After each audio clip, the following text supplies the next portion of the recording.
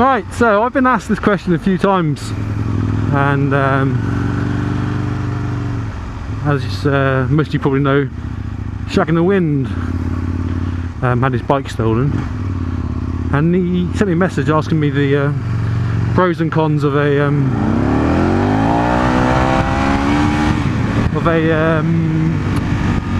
Aprilia. Well, I haven't really had any issues with mine.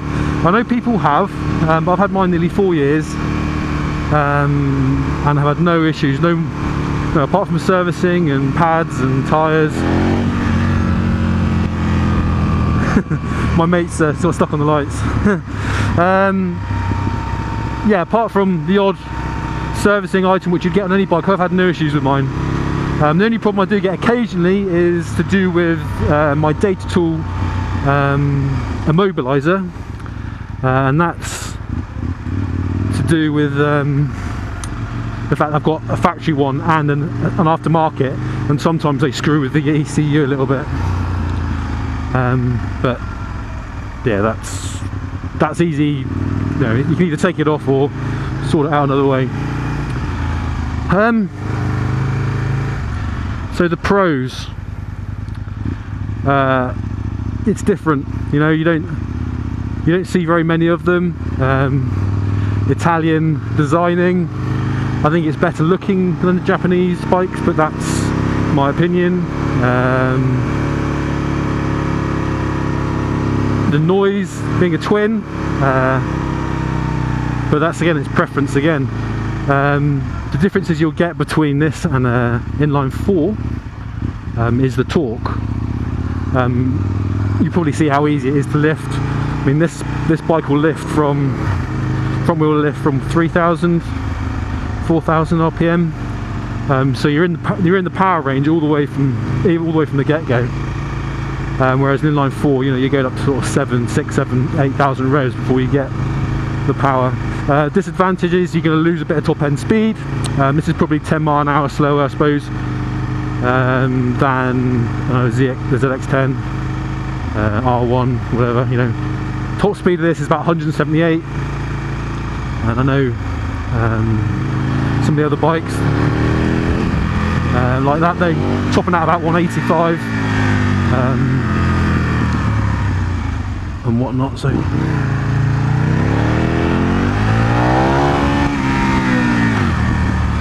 So yeah, disadvantages of owning a twin.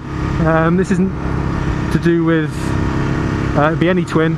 The torque destroys rear tyres, so you're going to need more rubber. You go through rubber a lot quicker. I go through about 2 sets of rear tyres compared to my old 600. So that's more expensive. Servicing is more expensive. Parts is more expensive, being Italian. Not massively more. Servicing intervals every 5,000 miles on this, I believe. I think my 636 was every 7.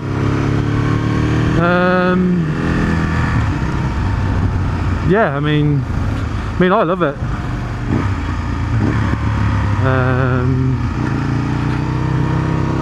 Like I say, I've had no issues mechanically with mine.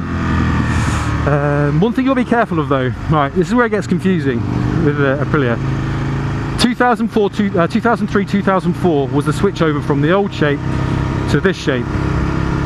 And the old shape, I think, was 99 was the first year they brought it. 98 and 99 was the first year they brought the RSV out. Now, pre-2003, 2004, the RSV was the base model, and the RSVR was the high-spec model. From 2003, 2004 onwards, all the way to 2010, I believe, they stopped making this bike. The RSV factory is the top spec, and the RSVR is the lower spec. Now the differences between the RSV and the RSVR is you get Öhlins suspension, front and rear, fully adjustable. You have Öhlins shock steering dampener. Okay. What else do you get? You get the forged Oz race wheels, which you don't get on the other base model. You get loads of carbon bits everywhere. You don't get that on the RSVR.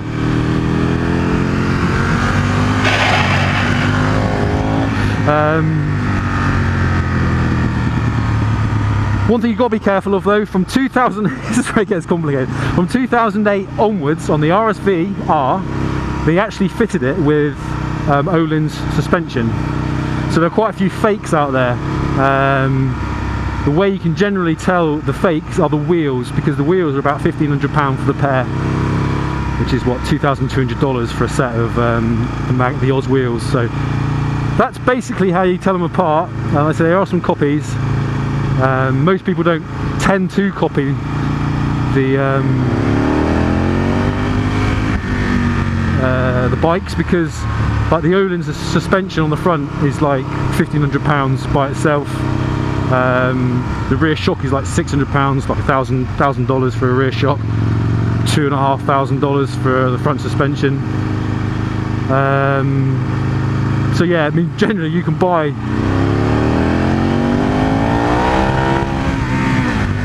the higher spec bike a lot less than what you could change one into, but there are a few around, so you've got to be careful.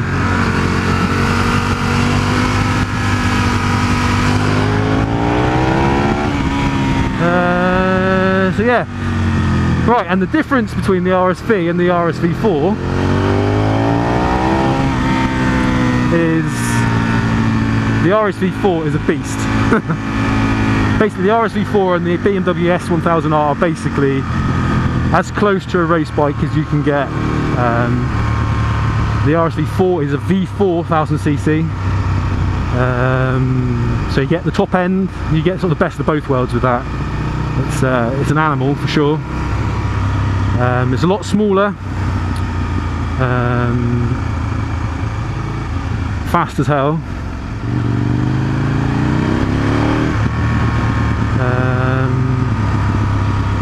That is why I want one,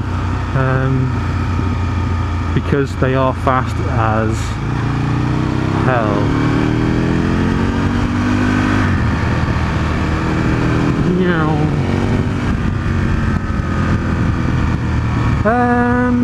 Well, one thing I will say about this bike is the roomiest 1000cc you can buy. So if you're tall, you're 6 foot plus,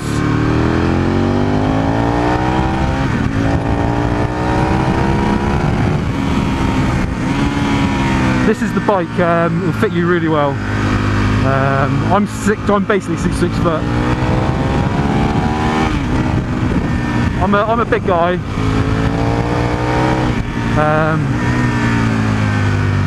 How heavy am I? I'm like, I can't remember now. I'm 117 kilos, and there's 2.2 pounds to the kilo, so let's say I'm like 240 pounds, I guess, and it fits me perfect. Don't know what else to say really, guys.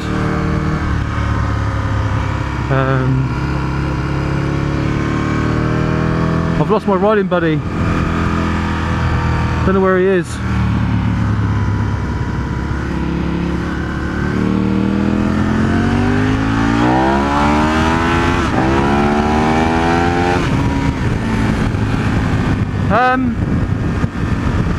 Yeah, I don't know how how helpful that was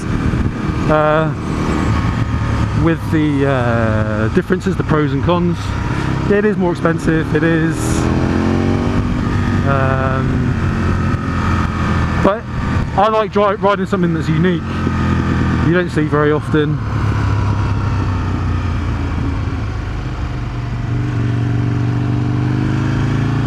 He's not normally hanging around behind me too far. Don't know where he is. Yeah, I like riding something unique. You know, I really enjoy that. Going out, not seeing any other bikes like mine. and it is a focus bike, and you wouldn't want to commute on this. The suspension is hard. I find it quite comfy for long journeys because it is such a big bike. It is insanely fast in the twisties. The amount of torque you've got, doesn't matter what gear you're in, you can just pull back and you're off. It actually held the record until 2008 or 2009 at the Nürburgring. Even though it lacks 10 mile an hour on the other bikes, it was that quick in and out of the corners that it made up the difference. I think it's like 1.5 miles straight on the Nürburgring, so you can see how quick it is in and out of the corners. So yeah, Shag, I hope that helps. Everyone else, I hope that helps. There he is, I think he's back there.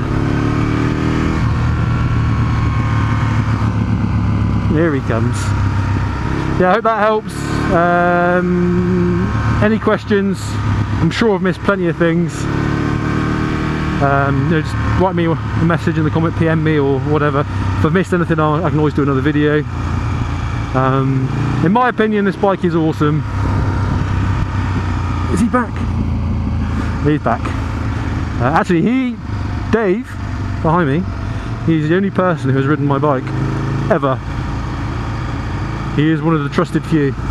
Hey guys, don't forget I'm on Facebook, I'm on Instagram. Don't forget my giveaway competition that ends tomorrow, so it may be too late. By the time I put this up, it may be too late. Squirrel! I just ran over a squirrel. It was dead.